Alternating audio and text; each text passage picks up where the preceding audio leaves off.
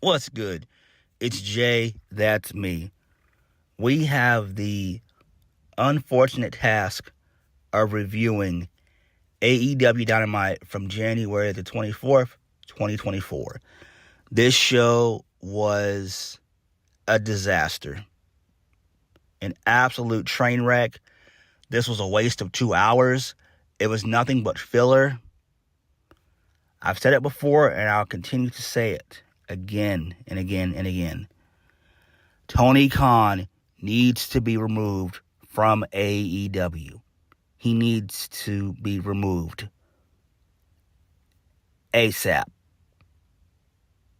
He will be the death of AEW if he's not removed. This man needs to hire a team of writers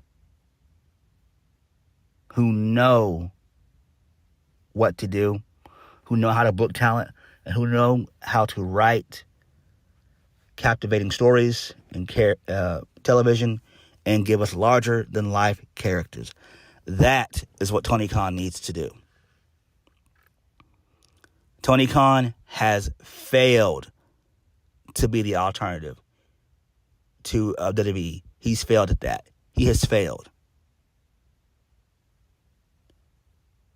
I've said it before and I'll say it again also. 2024 is going to be the rise of smaller promotions. TNA, NWA, MLW, GCW.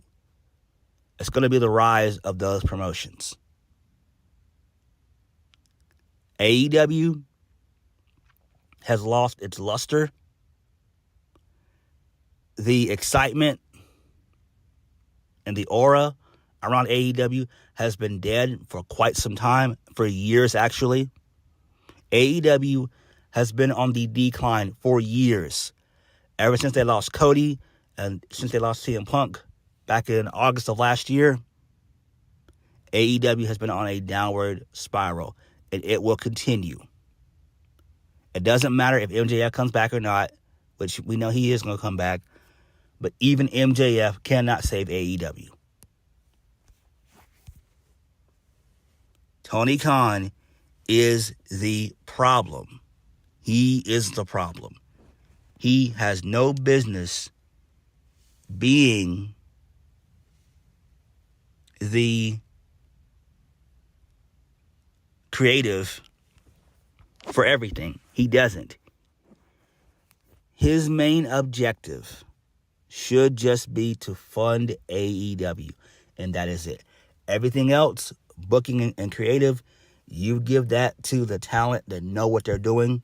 You get at the guys like Jim Ross and Tony Schiavone and other guys like that. You give those guys the reins to run AEW, right? The reason I'm harping so much on this is because the show was boring. So I wanted to do a decent little intro. Because I am so tired of AEW thinking that it's better than a WWE. It will never be better than the WWE, nor can it compete with WWE. It can, if Tony Khan moved out the way, it can compete, but he's not moved out the way. So you're going to continue to get garbage shows like this. This show just wasn't good. It was not good. The only saving grace of the show came from Toni Storm. Well, Timeless Toni Storm, my bad. Timeless Toni Storm and Deonna Purrazzo. That was it. Everything else on the show, a waste of fucking time. Let's just go ahead and get into this show. So, for the first 30 minutes of AEW Dynamite, their audio was fucked up. This has been going on for 5 straight years. Tony Khan, get your audio together, bro. Get your audio together. This makes zero sense. It sounded like they were muffled and underwater and everything else, right? It's not good. You're on national television. Do better. So Samoa Joe, he comes out, gets on the mic and says that he stands before us as the undisputed, undeniable AEW World Champion. No more opportunities will be given. Tonight, they must be earned. Anyone who comes in the ring will be done like Hook was last week. Joe will take everything. So out comes Hook. Hook then shakes Samoa Joe's hand and says that he'll see him soon. Samoa Joe says he sure will, but now he's got to get back to the back of the line, and then he brings in security. Hook then disposes of the security. He does a couple of suplexes, and he locks in the red rum on one of these security guards. Okay, cool. But Hook's problem is he can't cut a promo. And this is why I wish that Hook was in WWE versus AEW, right? So if Hook was in WWE, he would be in NXT. He would be under the tutelage of Shawn Michaels. Shawn Michaels would give him a gimmick and a character and all that. And Hook would also take promo classes and all that.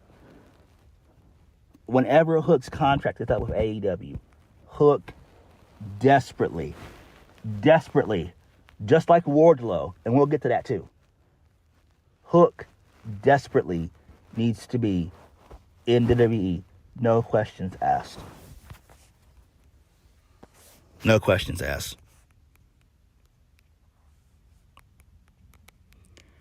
Moving on.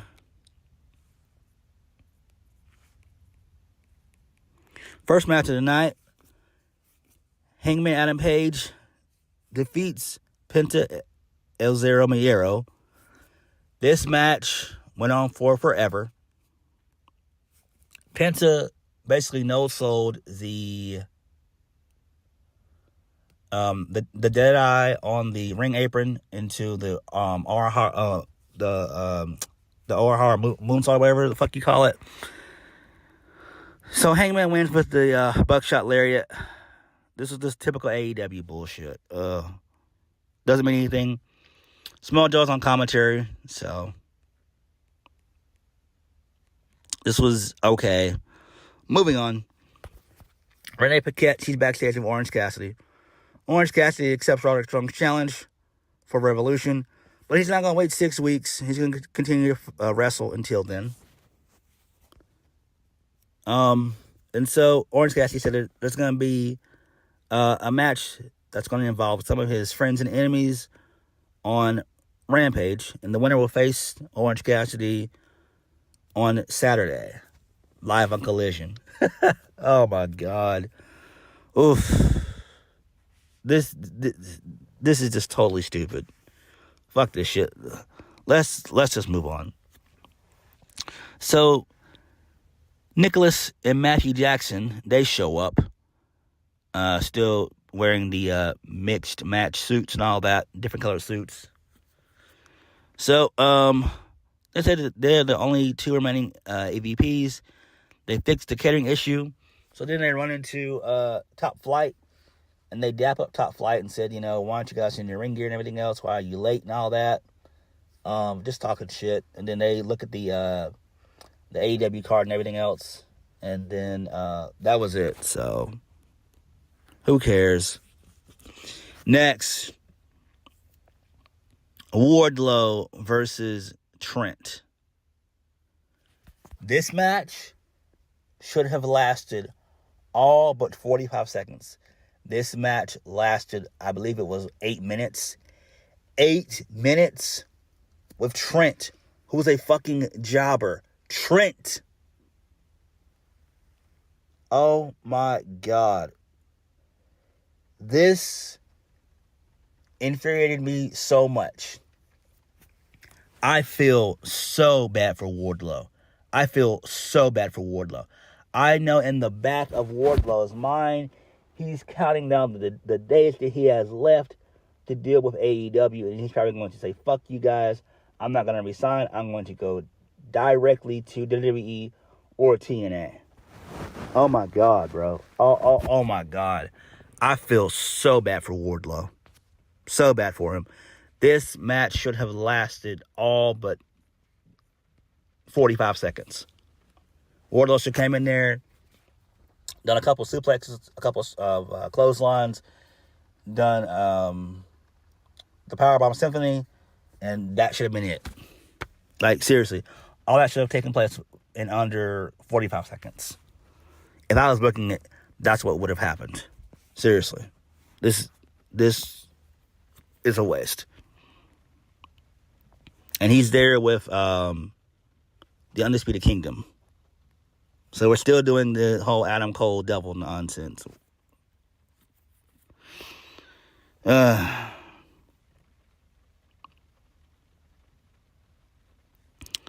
Moving on. Oh, my bad. So post-match, the best friends, they try to console Trent, but he shoves Orange Cassidy away.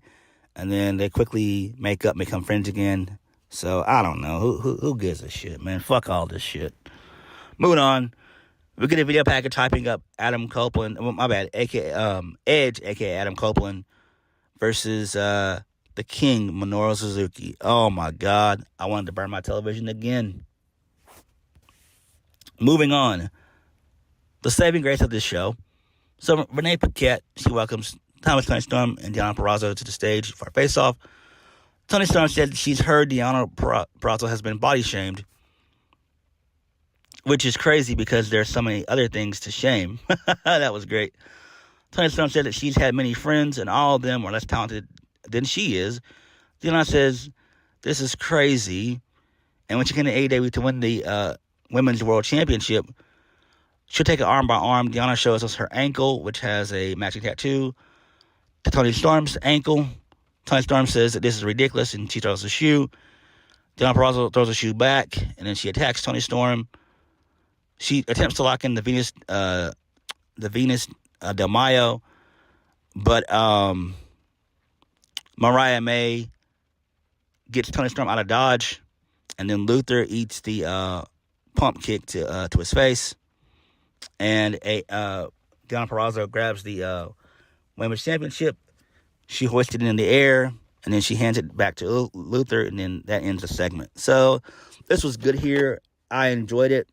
I like it, but it's a little bit too soon to rush Deonna Purrazzo and Toni Storm. That's just me.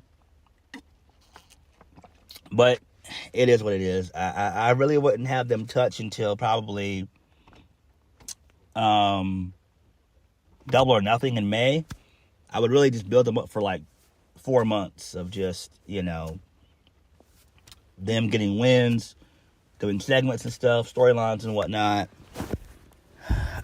I don't know, man. I really wouldn't rush into this. But it's Tony Khan here. What you gonna do? Moving on. So Jon Moxley, he comes out. He gets on the mic.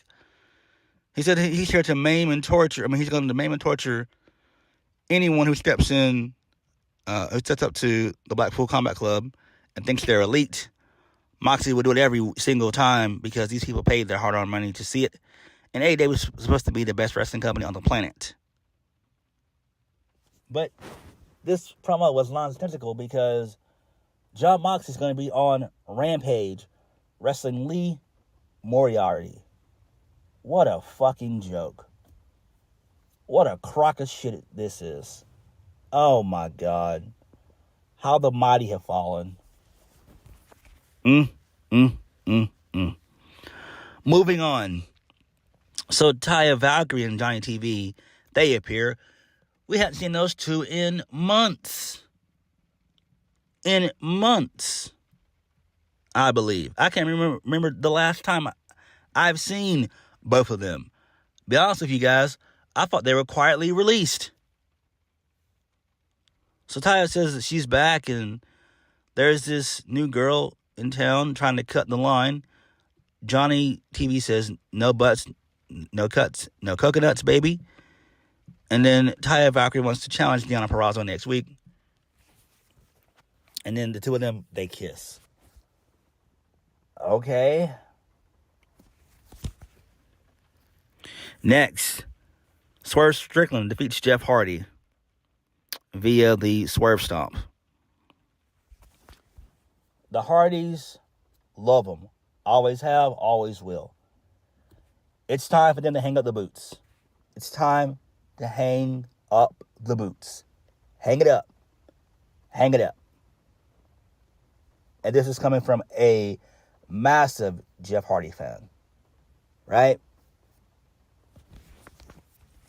These guys need to hang up the boots and just become backstage producers. It's really hard to watch Jeff wrestle. It's hard. It's hard to watch him wrestle. It's extremely hard watching Jeff Hardy wrestle.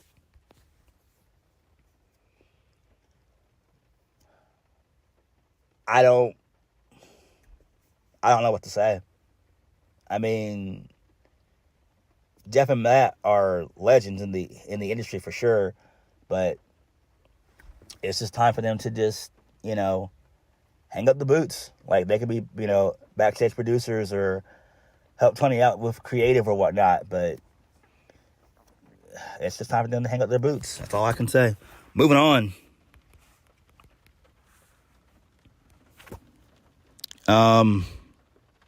So Swerve and Hangman, they're in the back arguing with one another. And Renee Paquette says that it's going to be a dealer's choice match next week. So it's going to be like a pick your poison match, basically. That's what this dealer's choice match is going to be, basically. So it's just basically like pick your poison. That's all it is. It's just AEW's twist on WWE's pick your poison. So that does make sense. So next, Thunder Rosa defeated Red Velvet. She wins via the Tijuana bomb or whatever, something bomb or whatever it's called. I don't know. So that's cool. Next. So Darby Allin and Sting, they come out because Tony Schiavone introduces them. Darby says that he thought Sting was coming to AEW. He flew to Texas, rode around with Sting at his house. At the ring in his house, and told him he still got it. Darby says to get back in the ring and finish the career on his own terms. He says that they're 27-0 and they're undefeated. That puts them in the top spot to get a title shot at the AEW World Tag Team Championships. Darby asked Sting if he wants in his career as AEW Tag Team Champions. And the entire arena chants Sting. Sting says he's all in. And then Ricky Starks and Debbie Morrissey, a.k.a. Big Bill, they accept the challenge. And that match is going to be happening, I think it's in 2 weeks, I believe. I think it's like in 2 weeks, I believe. I think. I could be wrong, though. I know it's well before a Revolution. I know that for a fact. So that's good there. It makes sense.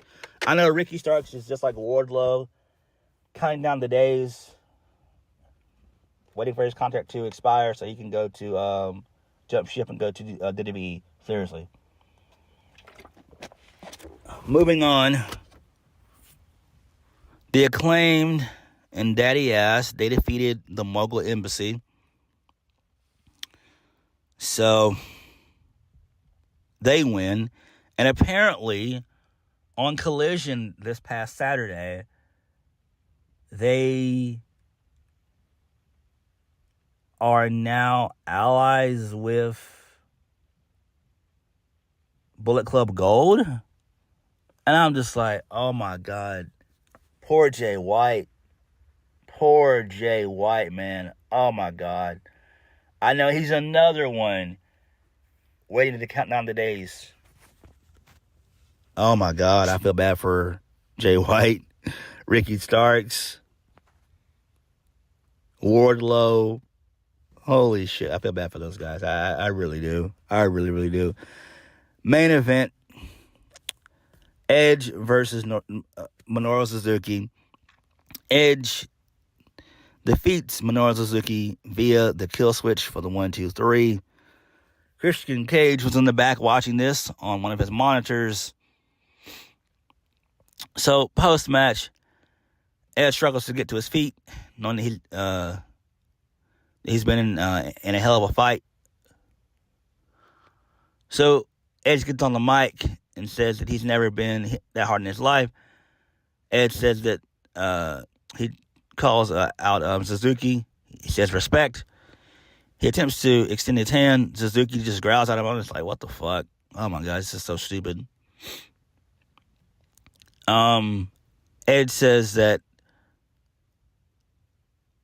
the type of war Christian Cage knows nothing about, and Edge is coming after Christian Cage.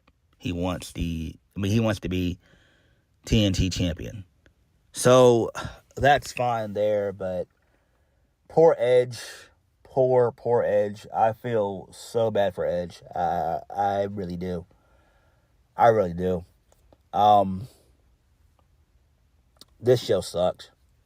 I mean, what can I say? This show sucked. I can't stress how awful this show was. I hated this show. This was a complete waste of 2 hours. And Tony Khan desperately needs to be removed from AEW.